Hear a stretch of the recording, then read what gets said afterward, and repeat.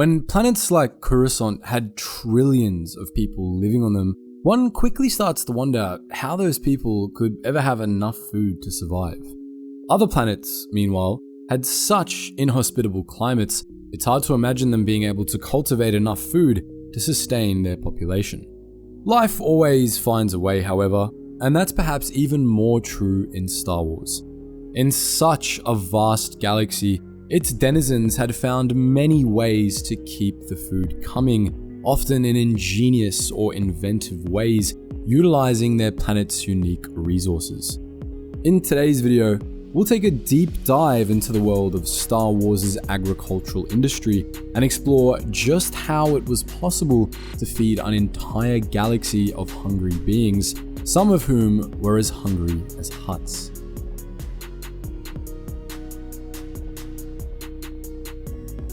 One thing that deserves to be noted is that many worlds in the core, such as Coruscant and Corellia, were straight up incapable of producing enough food for their population. These core worlds were so unimaginably populated that even had their entire surface been fertile land, it wouldn't have been enough. Instead, many of these worlds had smaller localized production but relied on Agriworlds, distant planets in the mid, inner, and outer rims that had significantly higher ratios of fertile land to populated areas to supplement the rest. These Agriworlds, such as Telos 4 and Yukio, provided a steady supply of food that went straight to the core, keeping the galaxy's elite full. A harsh reality was that this left these Agriworlds struggling sometimes, which was a key point of discontent for these Republic worlds. Other worlds across the galaxy had more localized industries, usually tailored to their planet's specific needs. In some cases, they'd found ingenious ways to harvest crops on otherwise inhospitable worlds, or found ways to meet their unique needs.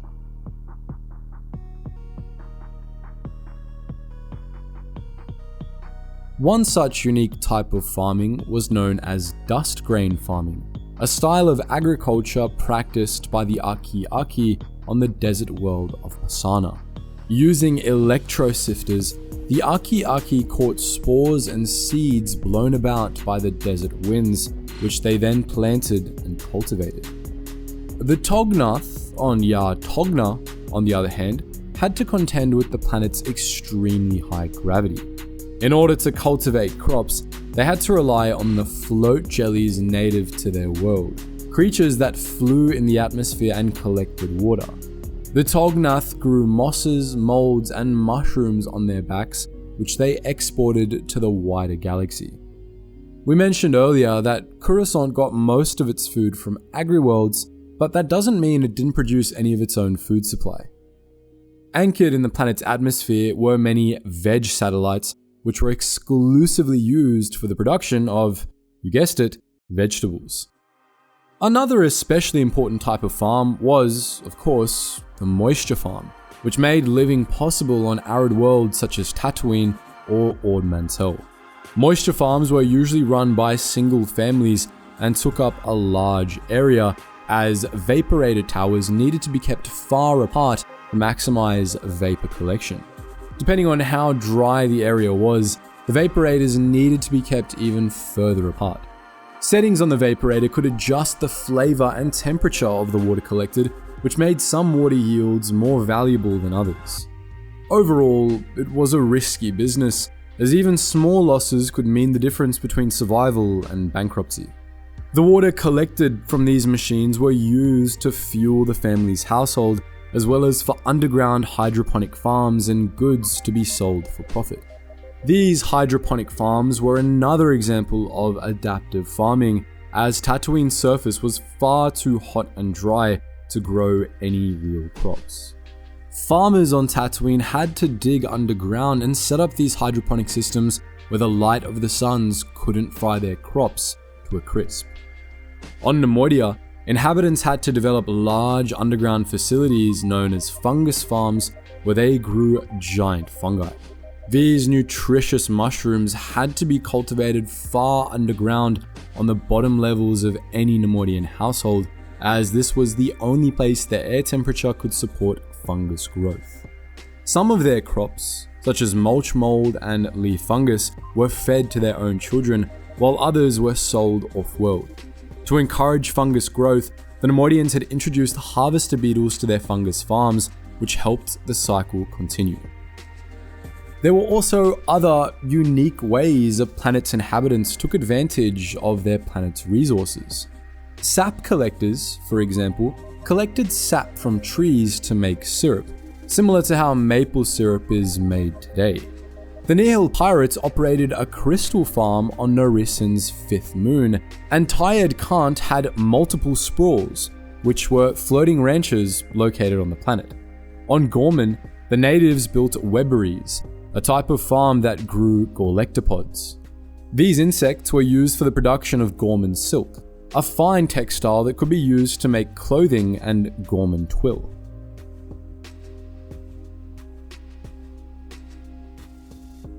Of course, as agriculture developed and spread across the galaxy, technology had to develop alongside it to allow for farming in less ideal conditions, or even to make farmers' lives easier and their crops more bountiful. Some of these technologies aren't so unfamiliar.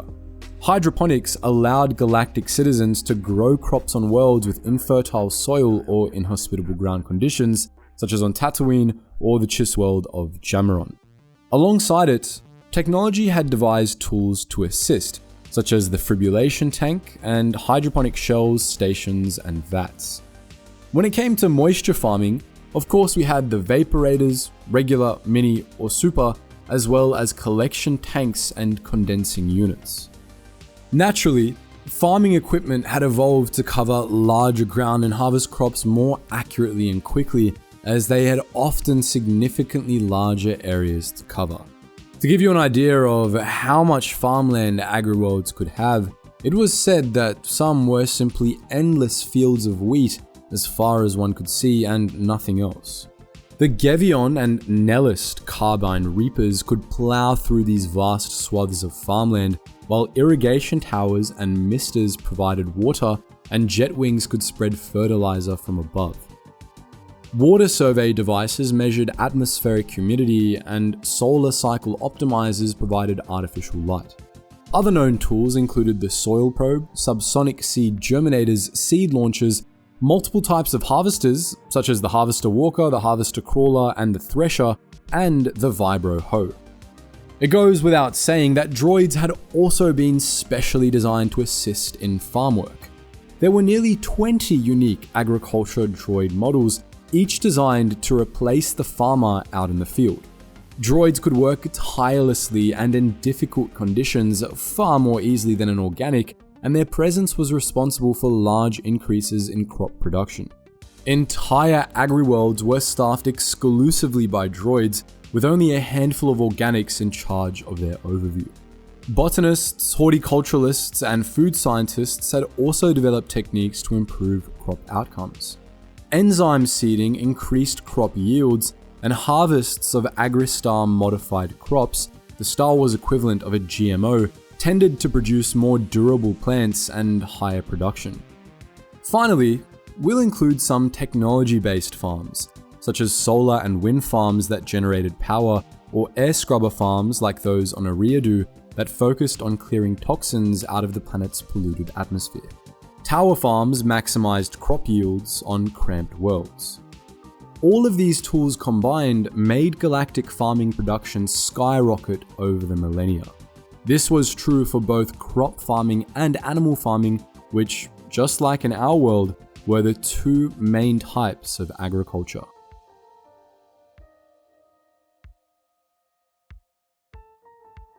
Just like in our world, animal products played a huge role in galactic society. Products such as honeys, meat, dairy products, and leather goods were used on almost every planet for sustenance, clothing, and tools. On poorer worlds, or worlds with extremely harsh, isolating conditions, herd animals were the only way the locals could survive. This was especially true for more isolated groups such as the Tusken Raiders of Tatooine, who refused to trade with outsiders. Since there are over 400 creatures known in agriculture, we won't torture you by going over every single one. Instead, we've selected the most important ones, or those that seemed particularly unique. Since we mentioned the Tusken Raiders, let's talk about Tatooine. This backwater dust ball was home to several herd species so valuable to farmers that they had been exported off-world and raised in farms across the galaxy. Banthas, of course, were the most famous example. Large, hunchbacked cattle animals with thick fur. They were coveted for their meat and fur, but their most valuable product was their milk. Bantha blue milk was drunk just by itself or used to produce other dairy products such as bantha ice cream and butter. Similarly, gerbers, a shaggy-haired cameloid, were raised for their meat and milk, but also to serve as mounts. Eopes and dewbacks were both raised in herds to serve as transportation across the desert. But those weren't the only popular mounts. Other creatures were bred on various worlds to help their denizens navigate difficult terrain, such as the Varactyls on Utapau, the Tauntauns on Hoth, Kaibucks, Kupas, Hapabors, and Bordoks. These herds were carefully bred for ideal qualities, as prized specimens could go for high prices in the right circles. Another famous farm animal was, of course, the nerfs. Nerf herder was a popular insult, but it just referred to a nerf herd farmer. Nerfs were large, furry mammals raised for their milk, meat, and leather. They were so profitable that their husbandry had expanded to many worlds, from Alderaan all the way out to Lothal. Goats, meanwhile, a mammalian creature that resembled real-world goats, were multi-horned livestock species from Aldhani. Like our own goats, these creatures were raised for their milk, hide, and meat, and their horns were used to make tools and accessories. On Alderaan, they also raised a species known as grazers for their delicious and densely nutritious meat. Tangentially connected to the Banthas were the Thalassirans, large pinnipeds from Ahch-To. You might remember these creatures from that traumatic scene from The Last Jedi where Luke Skywalker milks a Thalassiran's udders. Females, known as sea cows, produced nutritious green milk. Also connected to Banthas were the Henku of Kijimi, which were believed to be distant relatives. These shaggy creatures were also raised for their meat, milk, and leather, and were vital to the frigid planet's food supply. Of course, we can't forget the various fowl species. Nunas, native to Naboo, were also known as swamp turkeys and were raised for their meat. Oro birds were another popular choice. The Pakwepori preferred toko bird, and on Ruan, they raised crawmors. Additionally, 3 popular farm-raised fowl species included the Coruscanti and Hillandor game fowl and Epfur hens. Other animals around the galaxy were farmed more as a luxury snack or local delicacy. Hutts bred Klatooine paddy frogs in special aquariums as they were considered delicious. They were placed in flavored brandy first, which suppressed their fight or flight response so Hutts could eat them whole. Another Huttese speciality were Gorgs, another amphibious species native to many worlds. These weren't just Hutt favorites though. Even regular humans loved eating Gorgs, either roasted in monarch leaves or dried. Then there were the Thrantsils, flying animals native to Coruscant in the distant past. These hook-beaked birds were raised in flocks for their liver, which people of their time liked to eat in the form of Thransil pate. Krill, meanwhile, were small crustaceans that lived in freshwater ponds. To attract them, farmers planted seeds in the pond bed and waited, sometimes for generations, for the krill to come. Other popular aquatic livestock were Adagen eels, moonfish, frellerfish, basalt clams, coin crabs, and koboko fish. Several cultures had dedicated dishes made of popular local fauna, like the Gungans with their fat fish, Wookiees eating kabatha guts, and the Mon Calamari eating the Exo Squidra. The denizens of Star Wars also ate a surprising number of bugs, although this shouldn't come as a real shock. Even in our own world, some cultures are more than happy to eat bugs. Nectods were edible pod creatures that lived on starship hulls. These little guys could be marinated and roasted into a popular snack. The Nikto loved eating Nikto beetles and kebabs, while Ithorians loved antflies. Zelray worms were eaten alive, and on Kubindi, they ate a variety of insects, including mudbugs and zingbees. As we mentioned, these are just some examples of the wide variety of creatures the various peoples of the galaxy had come to raise as livestock. With so many cultures and unique planets, there was really no end to the various sources of food, and for every bantha and nerf raised all over the galaxy, there were 20 local delicacies that only existed in one small community. That diversity, however, is what made the galactic culinary scene so exciting, and the reason why food connoisseurs had their jobs cut out for them.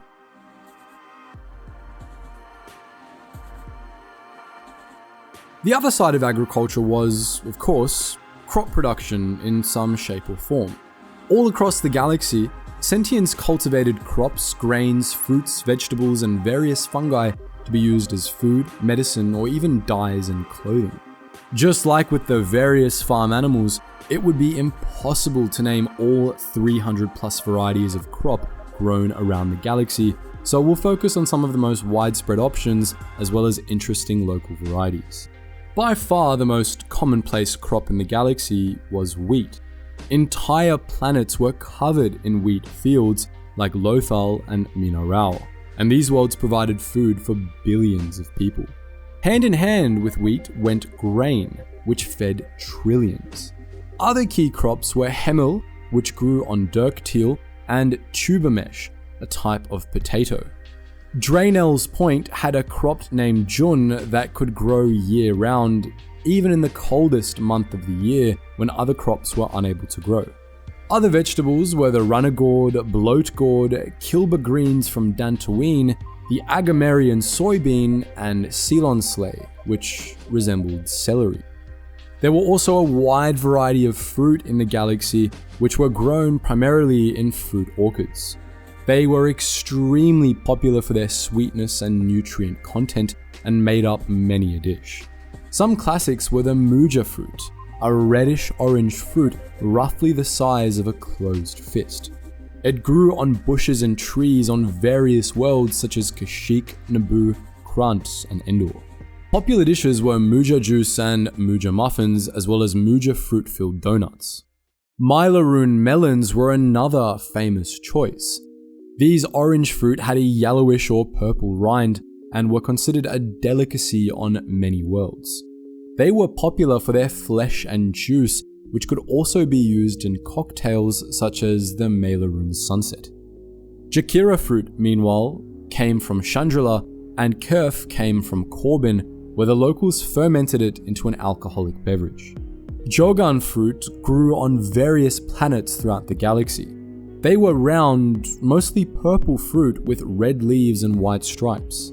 The fruit could be eaten either cooked or raw and was the main ingredient in Jogan fruitcake, Jogan fruit tart, and Jogan fruit pie. Jelly fruit, as the name suggests, was a fruit filled with jelly that grew on Tennu, where the locals used it to make jelly fruit muffins. Other fruits were the ping pear from Xenoma Sekot, the sing fruit of Dirwar, stone peaches, sun apples, papples, and tune fruit. In a relevant subcategory, many berries were also grown across the galaxy, such as cyanoberries, forolo berries, hakamat berries, tuanul berries, which were used to produce a dye, and wasaka berries. Another popular category of crops were trees, some of which weren't grown for their fruit. The Irzarkal trees that grew on Irono in the Outer Rim were used to produce an alcoholic beverage of the same name. Yavanfor's Koyo trees were grown for their fruit in groves, whereas life trees were cultivated in life orchards. From these trees, the locals in the Rafa system harvested life crystals, a mysterious mineral some believed to have healing properties. Growing life trees was a difficult task as it required heavy manual labor. Galactic residents also cultivated a series of edible plants to flavor or supplement their cooking. We've already seen the manak, whose leaves were used to flavor gorgs, But there was also the silver glass plant, also known as goat grass. This plant's green leaves had a silver sheen to them, giving the plant its name, and it released a sweet scent. It was an important component in local cuisine, such as goat grass stuffed gamwich or silvergrass salad. Bulgur greens were eaten with various foods, while geimer bushes grew on Genesia and were very nutritious.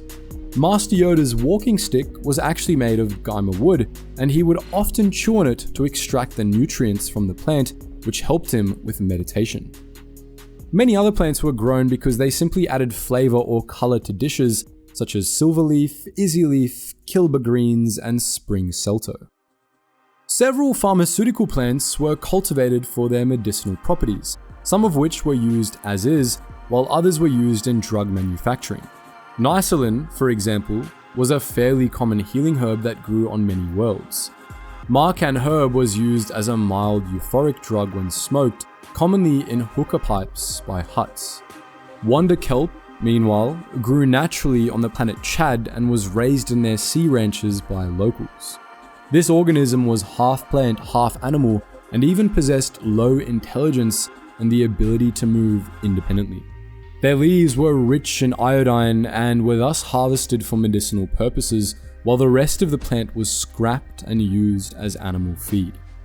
And finally, it's important to note that part of the galactic agricultural production was also the cultivation of various flowers. The Miller flower, for example, was a stunning red flower from Naboo that was prized for its captivating aroma. Nabooians cultivated these flowers, and they were one of Naboo's most lucrative exports. Other farmers on Naboo cultivated a variety of flowers in order to produce blossom wine, a rare, fragrant, alcoholic beverage. As with the various farm animals, it would be impossible to list every fruit, berry, and vegetable native to the thousands of planets across the Star Wars galaxy, but we've given it a red-hot crack with the lore available. But there you have it. We hope you enjoyed this foray into a lesser explored area of Star Wars. As always, we've enjoyed delving deeper into a bit of world building often overlooked, and this is just one facet of many. What obscure Star Wars question do you want answered next?